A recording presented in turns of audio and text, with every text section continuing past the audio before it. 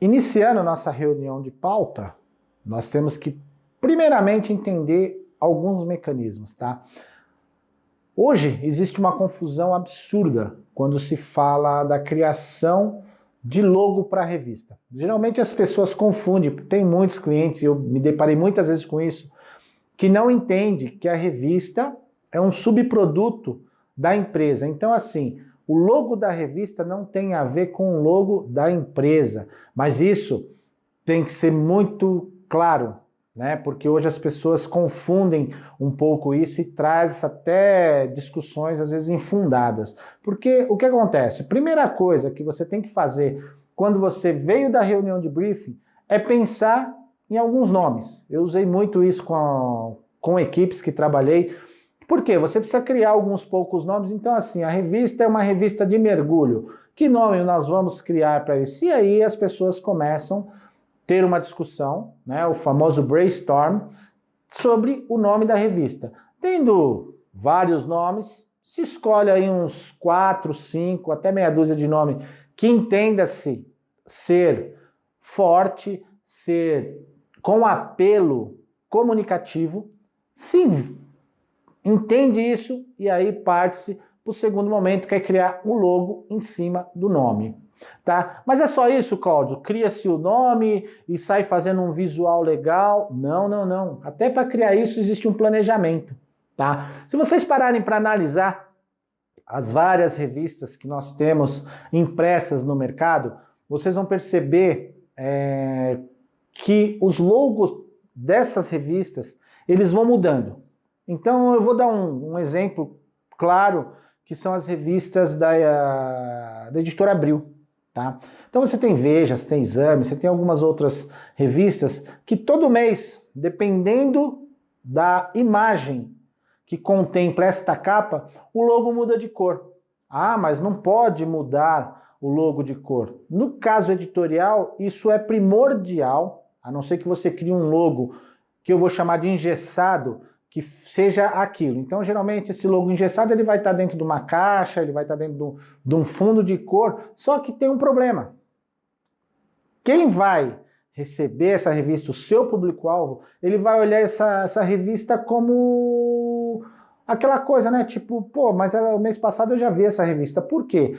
Se você tem um logo no fundo azul e todo mês vai estar no fundo azul, vai dar a sensação para as pessoas que é a revista do mês passado.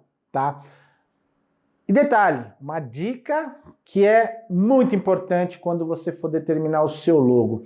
Eu já me deparei com projetos gráficos e hoje dou risada, brinco com isso, mas na época foi no mínimo um pesadelo. Que o cliente definiu que ele estava pagando a conta e que ele queria o logo na lateral esquerda, né? Escrito de baixo para cima. Ok. Tentamos explicar para esse cliente, que era uma revista de banca, que isso era impossível, que era inviável, não dava para ele entrar na banca com esse tipo de trabalho. E houve um questionamento, né? Por que não pode? Por que minha revista não pode? E aí, na ocasião, a equipe que estava na pauta, junto com o atendimento, teve a nobreza, né, de pegar esse cliente, levá-lo para um almoço e, após o almoço, falar, vamos até uma banca ver as revistas, seus concorrentes. Mentira! A gente só queria mostrar para ele que nenhuma revista tem o logo na lateral. Por que não pode ter, Cláudio, o logo na lateral? Percebam, quando você vai numa banca, as revistas ela tem prateleiras que são escadas. E essas escadas determinam exatamente as alturas de um logo para outra. Por isso, a dica, você vai criar um logo, você vai criar o nome, sempre deixe aberto para uma coisa rotativa, uma coisa onde você possa mudar de cor. Isso vai determinar o quê? O cara está passando ali pela banca, ele vai olhar e falar, nossa, o logo desse mês está vermelho. Está falando do quê? Ah, está falando de X assunto de mergulho. Ah, o do mês passado ele falou de Y assunto de mergulho. E isso traz uma relação de que virou o mês e de que a revista não é a mesma. Ah, mas eu vou fazer a minha revista online. Ok, se você não tem esse planejamento, o seu online vai acontecer a mesma coisa. Embora você esteja sozinho no online, o cara vai receber aquilo e vai falar assim, ah, mas eu recebi isso mês passado. Por quê? Porque ele vai olhar para o logo, ele vai ver a mesma cor e a mente dele, porque é tudo psíquico. Você faz algo no design que mexa com a emoção das pessoas. E a primeira coisa que o logo deve fazer é isso, é remeter a uma emoção onde o cara olha e perceba a mudança, ok? Dito isso, Claudião, tá beleza? É só isso mesmo? Não, não é só isso. Precisamos ter uma personalidade, né? Porque só o logo não dita isso. O logo, ele é a criança que nasceu, ele é aquele filho que você, oh meu Deus, é o cara que eu quero que exploda nas bancas. Show de bola. Aí você precisa pôr identidade nesse cara. O que é identidade? É pôr uma roupa. Porque você nasce sem roupa, sem sapato, você nasce. E aí quem vai e coloca essa roupa é justamente a equipe de planejamento, é o design que está planejando tudo isso. Então ele vai dizer para mim o seguinte, bom, eu quero que meu filho tenha uma identidade visual. Só que ele já nasceu mergulhador, porque ele já é uma revista de mergulho. Então você vai buscar dentro desse plano, dentro dessa identidade visual, algo ligado ao mergulho. Então não adianta você criar uma revista, né, onde você vai falar de mergulho, fazer um logo totalmente ligado ao mergulho e vestir ele de surfista. Vai dar problema, vai ter conflito de comunicação, vai existir o ruído, né? Então você precisa criar uma identidade. Essa identidade é fixa? Não, essa identidade ela precisa ser mantida, né? Porque num mês ele não pode, essa identidade não pode estar num formato e no outro mês em outro formato, a não ser que a matéria tenha a ver com isso. Mas você precisa ter um equilíbrio para não parecer que todo o trabalho foi desfeito, né? O que acontece muito, às vezes, em revistas corporativas, principalmente, que lembra, corporativa é aquela que a empresa paga, é o cara simplesmente mudar de estúdio de criação, de agência, e ele achar que o trabalho que eu estava fazendo não estava legal. Aí a agência nova diz, não, vou mudar tudo, isso aqui está tudo errado. E, na verdade, quando se faz isso, se volta para a estaca zero. Não tem como mudar tudo e manter-se o público-alvo, manter-se o mapeamento de planejamento editorial que foi criado, ok? Então, assim, fizemos o logo, desenvolvemos o nome, aí nós passamos para a identidade visual, show de bola, definiu-se isso, aí vem uma parte muito importante, o formato. As pessoas costumam dizer assim, Claudião, mas por que formato é importante? Porque assim, mesmo hoje no critério on-off, se você for off, você vai entrar numa gráfica, né? E isso mais para frente eu vou estar abordando com mais eficácia, mas assim, se você for para uma gráfica, você tem impressões rotativas e impressões plana. Papel de rotativo é um, papel de impressão plana é outro. Então você precisa estar atento. Porque muitas vezes o cliente fala assim, não, minha revista é on. O sucesso dela é tão absurdo, as pessoas começam a pedir tanto, que ele precisa fazer impressões, né? Isso envolve formato. Hoje, né, um formato adequado para a revista é o formato 20,5 por 27,5 centímetro. Ah, Cláudio, por que esse formato? Justamente porque hoje nós temos dois tipos de impressão, rotativo e plana. Não vou me estender agora, porque no decorrer vocês vão ter outros vídeos falando disso, que é a pré-impressão, tá? Mas, lembre-se, se você formatar uma revista apenas por on, você vai fazer o que muitas pessoas, muitas, eu estou falando de muitos profissionais que simplesmente vai no seu programa gráfico, abre o seu pacote de programas gráficos e ele cria um novo arquivo no formato A4. Por quê? Porque é um formato de impressão cultural aqui no nosso país, né? E você faz esse formato, tá errado, Cláudio? Bom, ele não tá errado, mas ele não tá de todo certo, porque quando você for para uma impressão rotativa, você vai enfrentar alguns problemas, ok? Dito isso, equipe definiu logo, definiu nome, definiu uma identidade visual, definiu que o formato vai ser 20,5 por 27,5. Fizemos isso, beleza. É só isso? Nós vamos para outro ponto que é muito importante, editorias. Cláudio, o que é editorias? Se vocês pegarem qualquer revista, vocês vão perceber que geralmente no canto superior esquerdo e no canto superior direito existe pequeno nome, tipo economia, saúde, bem-estar, tudo isso é chamado de editorias, tá? Hoje você possui algumas revistas que têm editorias fixas. O que são essas editorias fixas? São aquelas editorias que todo mês se repetem. Então, matéria de capa é uma editoria fixa. Saúde pode ser uma editoria fixa. Mergulho com as baleias pode ser outra editoria fixa. E por aí vai. Ou você tem aquelas editorias rotativas, que pode ser simplesmente saúde e alto mar, editoria rotativa. Bem-estar à beira da praia, pode ser outra editoria rotativa. E por aí você cria nomes onde todo mês essa editoria não precisa estar aparecendo. Mas qual que é a importância da editoria? As pessoas costumam não dar muito valor. Ah, matéria de capa é matéria de capa. Sim, matéria de capa sempre vai ser matéria de capa. Só que com um detalhe, o que você quer falar na sua capa? Então, por isso, essa editoria é fixa, né? Agora, se você vai falar na capa sobre X assunto, tá? Que tem a ver com o mergulho, que é o foco da sua revista, todo o restante da sua revista tem que estar trazendo editorias que sejam equilibradas, né? Que tenham a ver com o contexto da matéria de capa, que é uma editoria fixa. Então, por isso, tem que ter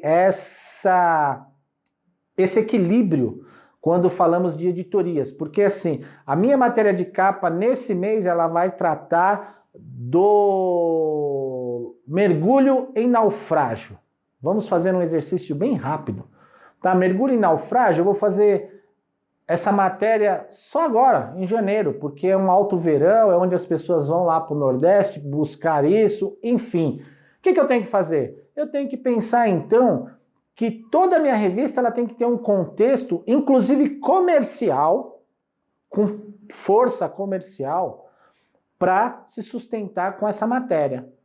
Dado o fato que nós estamos falando de uma revista corporativa, ou uma revista comercial. Se for corporativa, então, mergulho em naufrágio. A empresa que está pagando essa revista, ela vai falar, não, eu vou fazer isso, Cláudio, porque eu vendo cilindro para mergulho. Eu tenho todo equipamento de mergulho. Então, assim, eu tenho um cilindro aqui, ó, que lá no naufrágio o cara fica, 3 horas e o cilindro aguenta. Ok. Então, esse cara, ele buscou matéria que seja pertinente ao produto que ele vende. Agora, se for uma editora, ele vai fazer essa matéria, mergulho e naufrágio, só que ele tem que mostrar o quê? O peso dessa matéria para ele poder vender para o cliente potencial em consonância com a matéria. Então, por exemplo, ele vai ter o cara que vende cilindro, ele vai ter os hotéis que possuem naufrágio, sei lá, no Ilhéus, Costa do Sauípe, Nordeste brasileiro, enfim, por aí vai, na Antártida, não importa. O comercial ele vai fazer um trabalho de busca para que nessa pauta ele já saiba onde ele vai vender. Por isso, a importância da equipe estar completa. Porque nesse momento, quem vai vender a revista, quem vai fazer a revista, tem que estar ciente disso. E aí nós temos um ponto comercial muito importante, que é mal necessário no processo de desenvolvimento, no processo da reunião de pauta. É saber quanto que eu tenho que vender e quais os espaços que eu tenho. Claudião, como é que eu faço isso? É simples, eu não posso chegar para o meu vendedor e falar assim, vende 30 páginas. Sabe por que eu não posso fazer isso? Porque nós temos algumas leis, né? Não vou entrar nesse critério, que aí eu teria que pesquisar mais, porque muita coisa muda, mas que diz que toda revista, por ser caráter informativo, ela precisa ser 60% informação, 40% comercial, tá? Então isso reflete algumas situações. Ah, Cláudio, mas eu vejo revista aí que não é isso. Ok, teria que ver o projeto, analisar para poder falar, mas no resumo geral é isso. Para que isso aconteça, você tem que fazer o quê? Determinar um espelho. O que é o espelho? O espelho nada mais é do que um mapa. É um mapa. Por quê? Porque todo espelho, toda revista está condicionada à quantidade de cadernos. Também é outra situação que eu vou estar falando para vocês mais à frente, na hora que entramos no planejamento gráfico, né? Por quê? Você faz um espelho condicionado ao número de páginas. Então, assim, hoje, num momento bem simples, até para a gente não se aprofundar nisso agora, você precisa entender o quê? O espelho ele precisa ter um caderno de 16 mais capa. Claudião, do que nós estamos falando? Esse espelho 16 é um caderno com aproveitamento, mais capa, que são 4, que vai dar 20 páginas. Então nós temos uma revista de 20 páginas, e aí 60 de matéria, 40 de venda. É fazer a conta e vão perceber que precisa ter um volume. Esse volume, se você for para uma gráfica, se você for fazer uma divulgação, você fala assim, bom, quanto eu quero de retorno para essa revista? Né? E aí, em cima disso, você começa a projetar cálculos que faça a conta fechar, ok? Então, depois que você definiu editorias, depois que você definiu o logo, o nome, a identidade visual, o formato, você define o quê? O espelho, que vai mostrar a quantidade de páginas. Feito isso, essa equipe já cria um balanço para ir para um grande finale, né, que é definir exatamente o quê? As matérias. Ah, Cláudio, mas nós já falamos disso, não já? Quando você falou de editorias? Não, a editoria determina o nome do que vai ser. Então, se você for fazer editoria, esse mês nós vamos fazer a saúde na beira da praia, matéria de capa, mergulhe com segurança. E se a editoria for isso, definida para esse mês, você vai ter que ter matérias pertinentes. Aí vem aquilo que favorece. Toda revista, ela possui um banco de matérias. Aí você me diz assim, como assim, Cláudio? As matérias não são feitas ali a cada dia porque as coisas mudam? Sim, só que você tem matérias que a gente chama matérias frias, que são coisas que nunca mudam, tá? O que são as coisas que nunca mudam? De repente você vai dizer assim, olha, para você ir mergulhar em alto mar, você precisa ter um barco assim, assim, assim, assado, com lá. Ok, isso aí pode ter uma matéria fria que você fez em janeiro, mas em junho não mudou nada, ela continua servindo, né? E você tem aquelas matérias cotidianas, que são aquela matéria que pode vir e dizer o seguinte, olha, hoje foram encontrados diversos cardumes de peixe no litoral paulista, e aí você se desloca lá para fazer as fotos no mergulho, mergulha e faz. Isso é a matéria cotidiana, é a matéria pontual. Por quê? Talvez no meio do ano esses peixes não estejam lá. Talvez no meio do ano essa atmosfera da natureza tenha mudado e não sirva mais para revista. Isso cabe para qualquer coisa. Isso cabe para revista de automóvel, isso cabe para revistas de economia, isso cabe para revistas de beleza. Por quê? Porque o mercado evolui muito rápido, né? Então tem coisas que você busca fazer hoje e que cabe ser falado daqui 6 meses, e vai ter coisas que você vai fazer agora para a revista que vai sair, tá? Dentro desse contexto, é muito importante a equipe definir, né? Então, assim, quantas páginas vai ter minha matéria de capa? Minha matéria de capa vai ter 6 páginas. Então, você mapeia isso dentro do espelho. Lembrando que, né, hoje não mais, hoje as pessoas simplesmente passam e a coisa vai acontecendo. Mas há anos atrás, as pessoas passavam isso por medida e lauda, né? Então, ó, a minha matéria de capa vai ter tantas laudas, que representava quantos toques tinha que ter o texto. E aí era o quê? Quem passava isso, Cláudio? Era geralmente o editor-chefe, era o diretor de arte da revista que passava isso para o jornalista também saber qual o tempo que ele vai ter para perguntar. Porque quando ele começa a fazer a matéria, quando o jornalista sai dessa reunião de pauta, de equipe, ele já sai com o norte. Bom, se eu tenho 6 páginas de matéria de capa, eu não vou poder falar muito mais, né, do assunto, eu não vou poder me estender muito. Então ele cria uma sinergia de perguntas para que essas perguntas se encaixem naquilo que você tem que fazer com detalhe, né?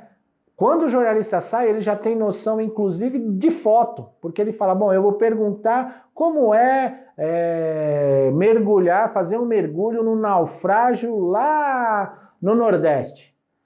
Provavelmente, quando ele faz essa pergunta, ele já vai engatar no entrevistado aquela situação. E você tem alguma foto desse naufrágio? Por quê? Porque muitas vezes ele já vem com a matéria e já vem com essas imagens que vai ilustrar a matéria. Porque hoje é muito comum as pessoas acharem que a foto do celular ou a foto ali de um banco de imagens vai refletir aquilo que diz a matéria, né? Então, revista, quando falamos do planejamento gráfico, você fala exatamente de tratar a coisa com maior número de riqueza que transforme a quem está lendo a sensação de estar vivendo aquilo. Tá? Se não for isso, as pessoas se afastam da publicação, seja ela on, seja ela off. Então é muito importante seguir esses passos. Esses passos eu disse sempre, né, no meu caminho profissional, que se a equipe pular um deles, a chance de ter uma pauta equivocada é muito grande. Então, primeiro, é definir logo e o nome. Por quê? Porque a revista é nova. Segundo, é definir uma melhor identidade visual dentro desse logo e nome criado. Terceiro, os formatos adequados para uma impressão, independente de ser impressa naquele momento ou não. Isso trata-se de um planejamento de ter os arquivos corretos. Quarto, editorias. É você ter uma editoria fixa ou rotativa, ou ter ambas, para você ter material em banco de dados. Quinto, é montar um espelho com quantidade de páginas. Para quê? Para nortear tanto o seu pessoal de vendas como o seu pessoal de reportagem, para eles poderem ir a campo sabendo o que vai ser a sua revista, né? E sexto, seria justamente o quê? As matérias, né? Que quem vai definir se é matéria fria ou se é matéria cotidiana, geralmente é o jornalista junto com o seu editor, que também participam dessa pauta de equipe. E sem isso, gente, infelizmente, é muito complicado, é muito inconstante imaginar que se faça uma revista, no mínimo, decente, se não houver esses profissionais engajados por trás, tá?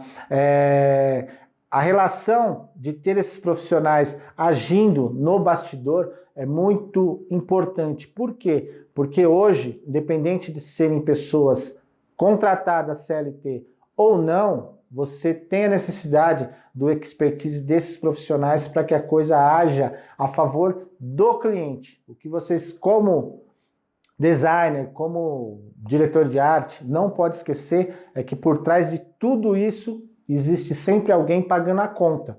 E quando essa conta não fecha, eles procuram um culpado.